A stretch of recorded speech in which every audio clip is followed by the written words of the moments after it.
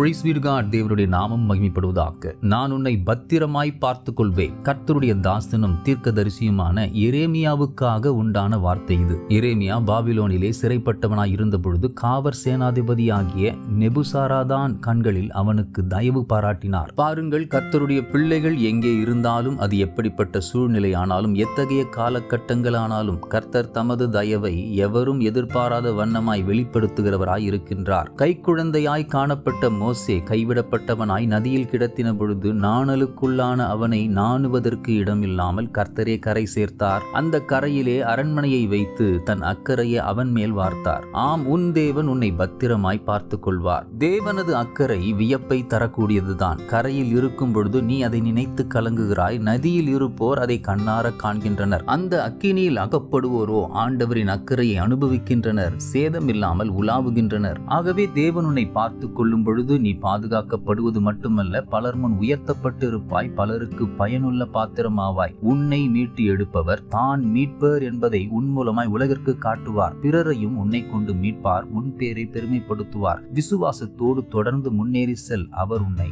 பத்திரமாய் பார்த்துக் கொள்வார். God bless you abundantly.